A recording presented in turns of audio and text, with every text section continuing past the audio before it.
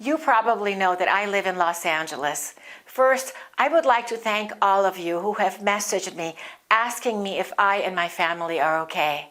We are fortunate that our neighborhood was not affected by the fires, but our hearts break for many of our friends and for the thousands and thousands of LA residents who have lost their homes. In this video, I will teach you some vocabulary from the news about the Los Angeles fire disaster. And then at the end of the video, you will have a chance to practice your pronunciation and your accent by reading parts of the article. I will pause to give you a chance to repeat. In case you're interested in reading the entire article, I have put the link in the description below. Okay, let's get started. The title of the article is Los Angeles has never seen this level of destruction. Everything is burned down. Let's look at the first paragraph. The unprecedented scale of the destruction in Pacific Palisades came into horrifying focus Thursday from a fire that flattened a large swath of the community, rendering it unrecognizable. Let's look at the meaning of unprecedented. It comes from the word to precede, which means to come before. So if something is unprecedented, it has never happened before. It's completely new or unique. The article states that the scale of destruction in Pacific Palisades was unprecedented. And this is Pacific Palisades. It's a beautiful neighborhood in Los Angeles near the beach. And here are some before and after images. It's truly devastating. It's shocking to see those images.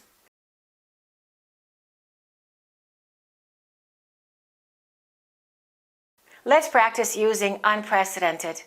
We can say the company's success this year was unprecedented in its 50-year history.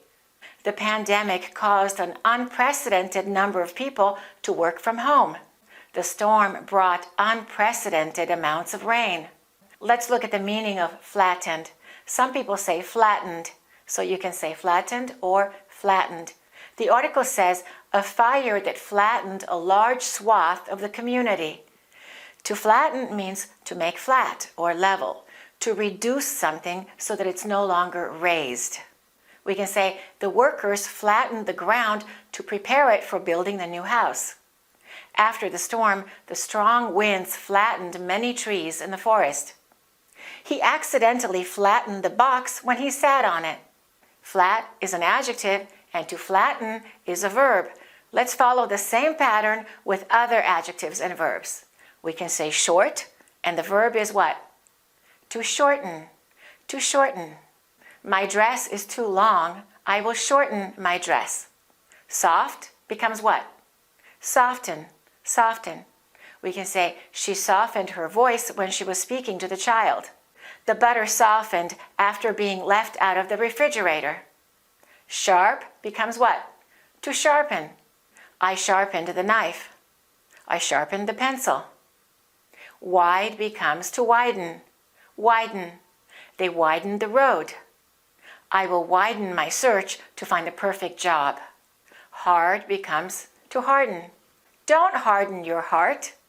His attitude hardened after the argument. And bright becomes what? To brighten. To brighten. The sun brightened the room. Your smile brightened my entire day. Let's look at the meaning of the noun, a swath.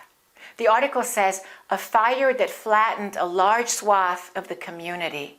A swath is a strip or a section of something, and it's often used to describe land.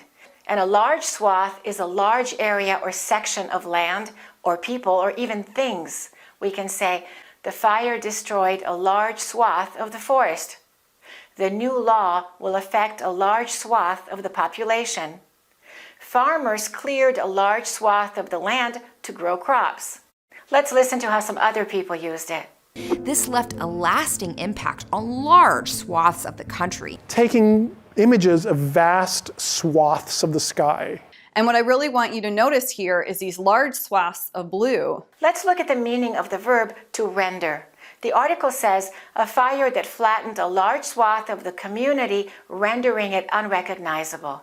To render is to cause something to become, to make something change into a specific condition. So rendering it unrecognizable means making it unrecognizable. We can say the flood rendered the roads unusable for days. I was rendered speechless by the news. The strong heat rendered the metal soft and easy to bend. Let's continue reading to learn some more words. Entire swaths of the residential district, from its quaint village to the shores of the Pacific Ocean, were completely gone. The architectural whimsy and lush landscaping reduced to burned-out ruins with white smoke still billowing from the wreckage. Let's learn the meaning of the adjective quaint. The article says, from its quaint village, the neighborhood of Pacific Palisades had a little center that was really charming. It was a little downtown area for the residents of that area, and it was very quaint. Let's look at the meaning of quaint. Something that is quaint is charming or old-fashioned or unusual in a pleasant way. We can say the quaint little village had cobblestone streets and small cottages. She loves the quaint teapot that she found in the antique shop. I love the restaurant's quaint decor. And unfortunately, this little quaint area of Pacific Palisades is now gone. It's so sad. It's absolutely heartbreaking. Let's look at the next word, whimsy. The noun is whimsy and the adjective is whimsical, whimsical. And the article says the architectural whimsy. And whimsy is a sense of playfulness or imagination or fun, something unusual or amusing. We can say the park was designed with whimsy, including colorful sculptures and winding paths. Her writing style is full of whimsy. And we can say she writes with a whimsical style. Let's listen to how some other people used it. You might experience some feelings of quaintness, whimsy. It's an imaginative little whimsy doodle. It's for fun. It is for joy. Leipzig remembers its tough 20th century with a little whimsy. Let's look at the meaning of the adjective lush. The article says the architectural whimsy and lush landscaping. If something is lush, it's full of healthy green plants. It's rich and abundant. We can say the garden was filled with lush flowers and trees. After the rain, the countryside looked lush and vibrant. And landscaping is the garden or the outdoor design. It's carefully designed to be very lush. We can say the lush landscaping around the house made it feel like a tropical paradise. Let's look at the meaning of the verb to billow. The article says, reduced to burned out ruins with white smoke still billowing from the wreckage. The smoke was still billowing. To billow is to move in waves, often because of wind or air. We can say smoke billowed from the chimney. The curtains billowed in the wind coming through the open window. The sails of the ship billowed in the strong wind. Let's look at the meaning of wreckage. A wreckage is the broken parts of something that has been destroyed. It could be a destroyed car or an airplane or a house or a building. We can say rescue workers searched through the wreckage of the plane crash. The storm left a path of wreckage with houses and trees destroyed. The wreckage of the car was barely recognizable. Let's learn a few more words, and after that, we will read everything together so that you can practice your accent. The scene was equally grim on Pacific Coast Highway, where row after row of prized homes backing up onto the sand were incinerated and exposing direct views of the ocean to the road.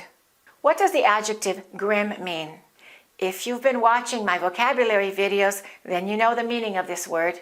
The article states the scene was equally grim on Pacific Coast Highway. And grim means serious or unpleasant or gloomy, depressing, showing no hope or no cheerfulness.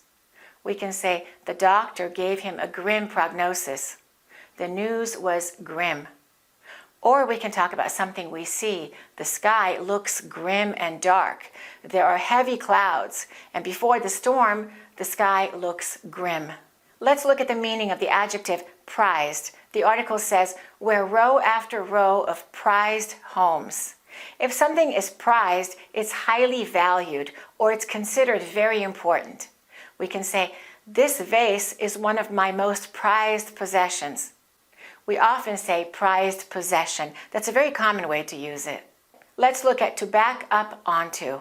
The article says, where row after row of prized homes backing up onto the sand. To back up onto something is when something like a building or a house has its backside facing another area.